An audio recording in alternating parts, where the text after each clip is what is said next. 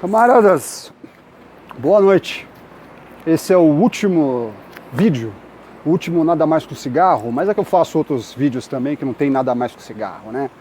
Mas esse é o último vídeo do ano aí pra vocês. Amanhã eu não vou fazer um vídeo. Eu quero desejar pra vocês um grande ano novo, se é que é possível, porque eu acho que esse foi o pior ano da minha existência, talvez tenha sido o pior ano da tua existência também. Não por coisas só que atingem a gente diretamente, mas principalmente pelas coisas que nos atingem indiretamente. Se você entra nesse canal, se você conhece esse canal já há um tempo, você conhece a minha forma de pensar, sabe quais são os valores que eu pactuo, os valores dos quais eu também não pactuo. E se você é novo, seja bem-vindo, você pode se inscrever aí, você pode colocar aí o sininho para você receber as notificações, não que o YouTube vai informar, mas a gente tenta, do nosso jeitinho aqui a gente tenta e cresce devagar e sempre. Sabe, eu vou acender o cigarro aqui e pensar um pouco enquanto acendo. Esse ano pra mim, cara, sinceramente, ele foi referido muito ao desperdício dos jovens. Se tem uma coisa que mais pode machucar um país, é desperdiçar seus jovens. Um idoso tem que ser muito bem tratado, ele viveu a vida toda, ele atuou para o Estado, pagando impostos, produzindo serviços e bens. Ele atuou direta ou indiretamente a bem do Estado, para que o Estado faça da benfazeja a forma de organizar a nação e a sociedade brasileira. Então nós temos que valorizar os idosos, sempre. As crianças são aquelas que no futuro nós legaremos o futuro a elas. O que nós fazemos hoje atingirá, produzirá o que as crianças passarão no futuro. Então nós precisamos sim fazer o melhor que a gente puder fazer para que as crianças consigam herdar alguma coisa positiva nesse país. Agora, o jovem, eu não vou falar dos adultos, da minha turma, da minha geração, mas eu quero falar dos jovens, daqueles caras de 16 anos até 25 anos. Esses caras são o encontro já do presente com o que é o futuro da gente. Eles já são os caras que têm que estar sendo bem preparados, porque dentro em breve eles assumirão papéis relevantes na sociedade brasileira, se é que já não o tenham recebido, tais papéis.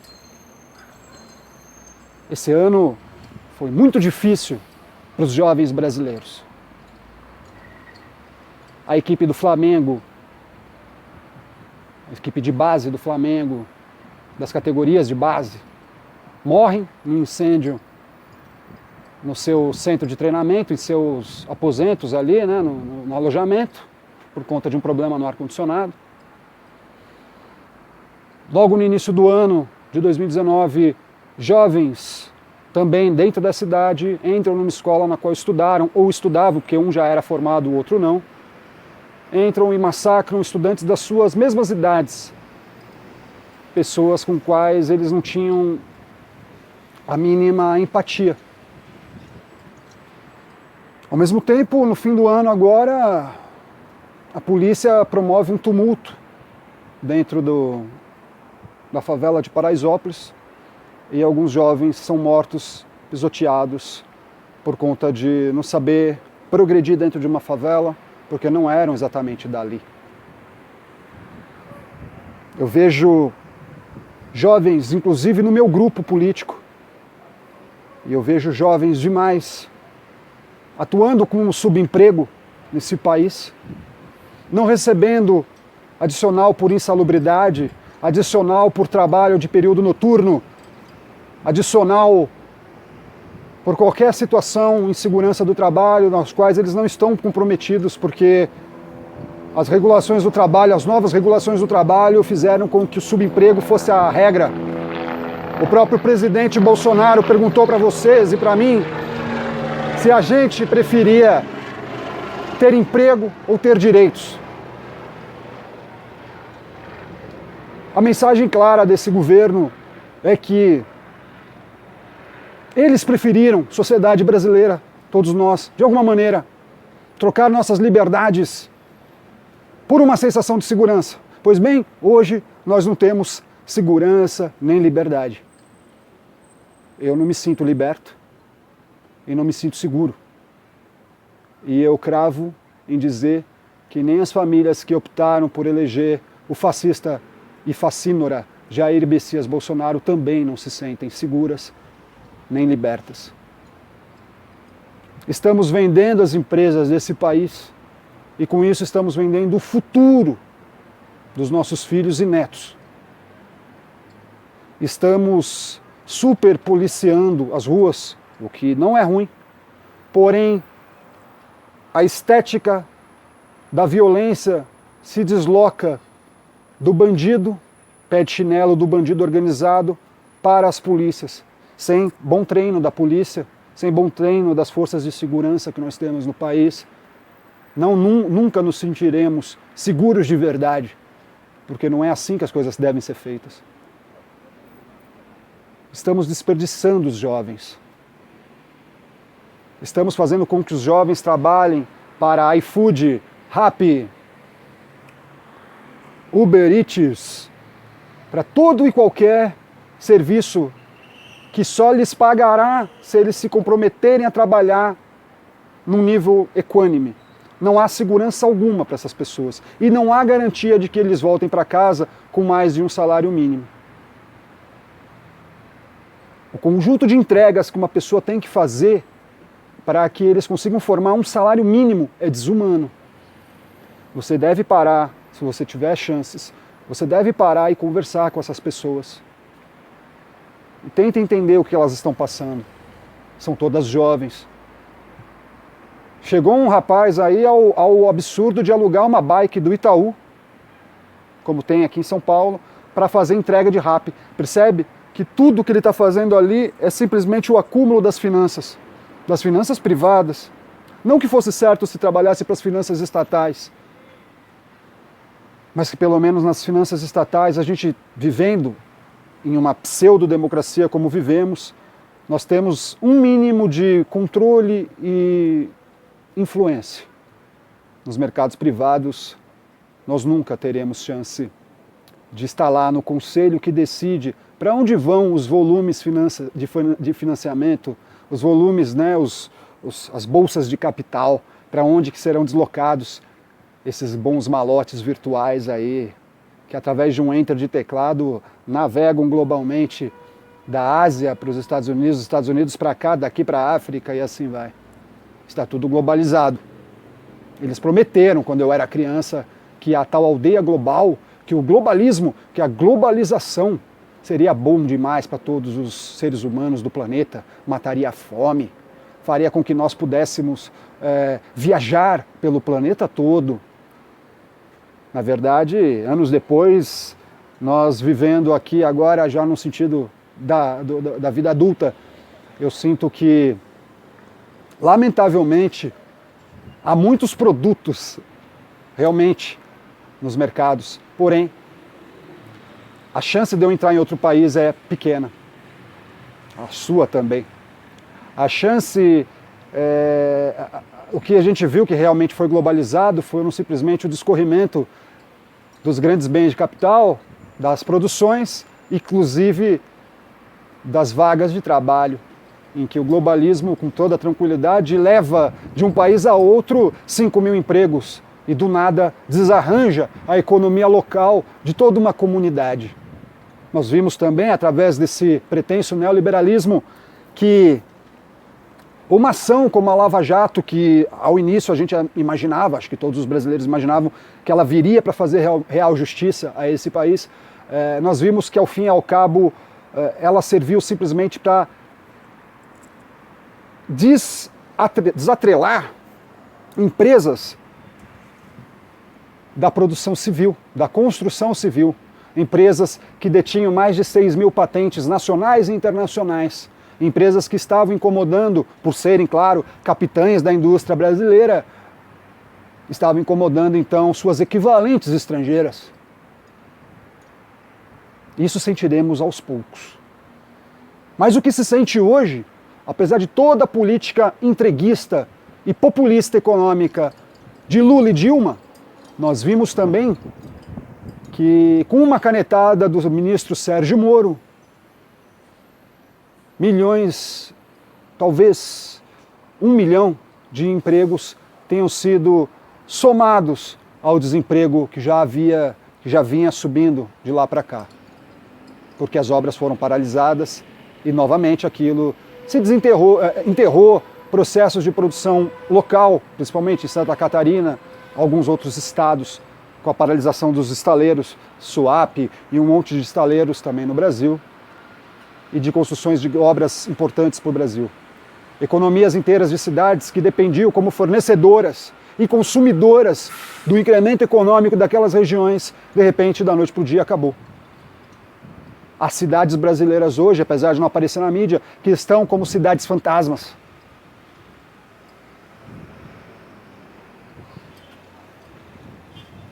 Infelizmente, as pessoas ainda acreditam nesse senhor. O meu problema com o Moro não é ele ter feito tudo de errado que ele fez com o Lula. Porque para mim ali, em nenhuma das pontas, ninguém está certo. Mas o que ele fez para o Brasil foi lesa pátria. E hoje nós vemos aí um monte de engenheiros e mestres de obra, pessoas que antigamente trabalhariam nesse setor, agora trabalhando em trabalhos difíceis, que não lhes paga bem, que não lhes garante um mínimo de seriedade em sua vida para honrar seus compromissos. Ou nós vemos que essas pessoas estão caindo em depressão e se enfiando em vícios.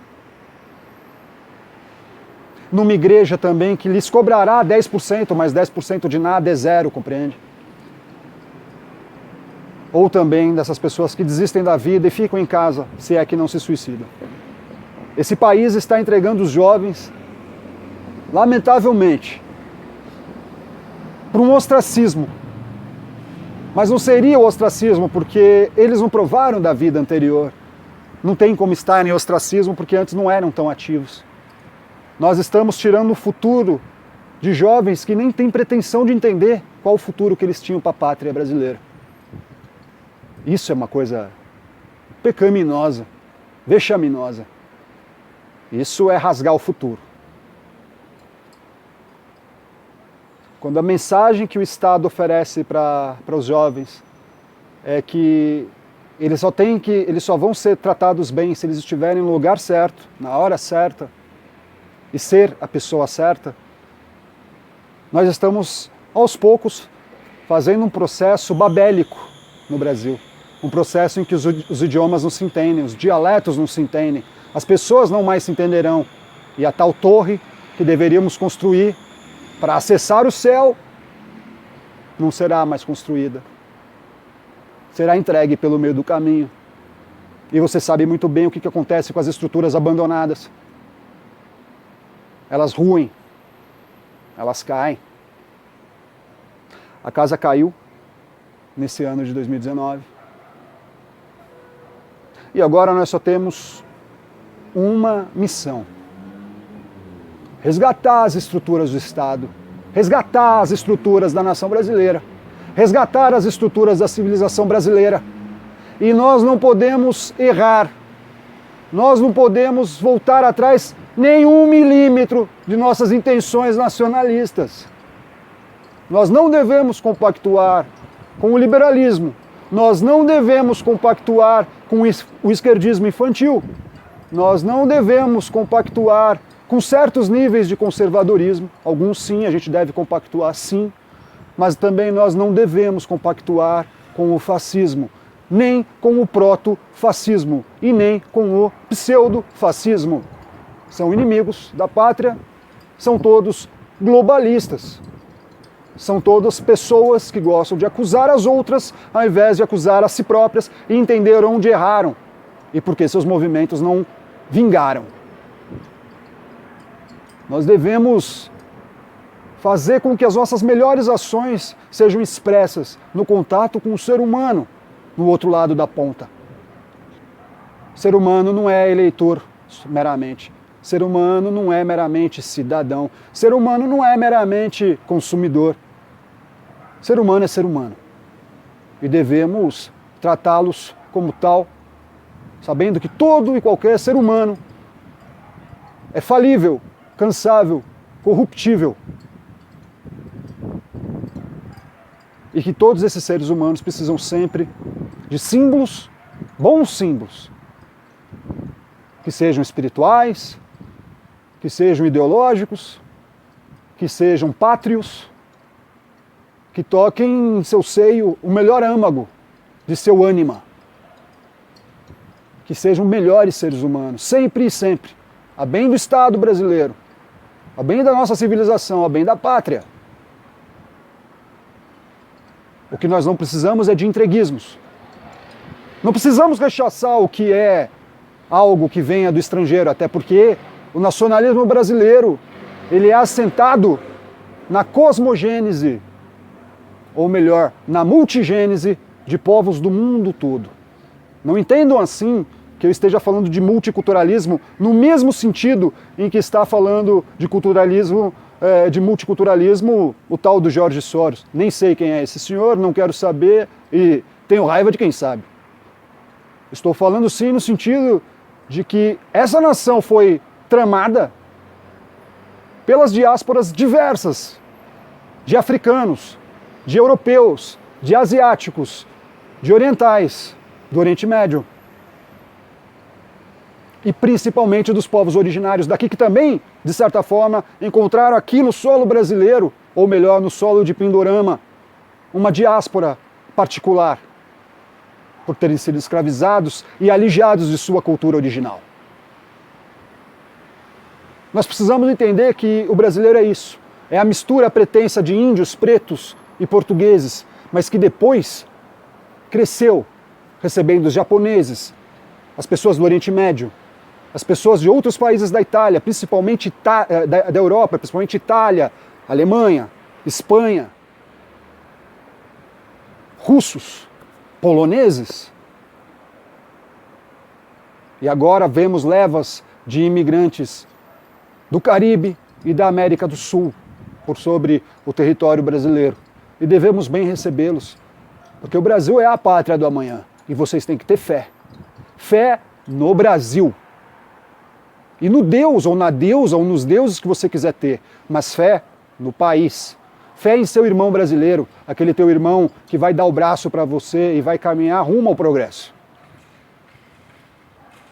Nós venceremos, cedo ou tarde nós venceremos, mas vocês têm que entender que cada um de nós tem uma tarefa. E a tarefa é árdua e inglória.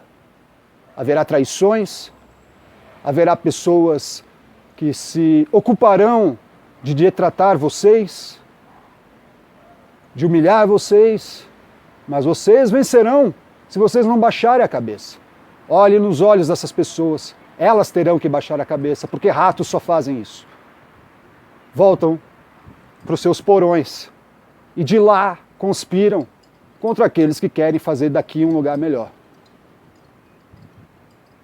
Eu quero desejar para vocês, apesar de tudo, um feliz ano novo. Que vocês fiquem com Deus, com a deusa, com os deuses. Fiquem com a natureza criadora, melhor dizendo. Seja qual for, né? Deísta ou não. Fiquem com a natureza criadora, melhor dizer assim. Mas fiquem com a pátria, fiquem com Getúlio, fiquem com Brizola, fiquem com Prestes, fiquem com Alberto Pasqualini, fiquem com Darcy Ribeiro, fiquem com Josué de Castro, fiquem com Milton Santos, fiquem com Abdias do Nascimento, fiquem com K.O., fiquem com Jesus também, fiquem com todos os homens que trabalharam a bem da humanidade. Eu desejo que o ano que vem seja duro, mas profícuo, que funcione, que todos os testes que farão conosco resultem em bons resultados. Para todos nós, eu quero agradecer muito o apoio que vocês deram para mim esse ano. Desculpa que escureceu aí, e eu não tenho como ligar o flash agora, mas é por isso mesmo que eu já vou desligar. Então, um grande abraço, camaradas. E lembre-se de uma coisa, os cães ladram, mas esse camarada aqui não para. Um abraço.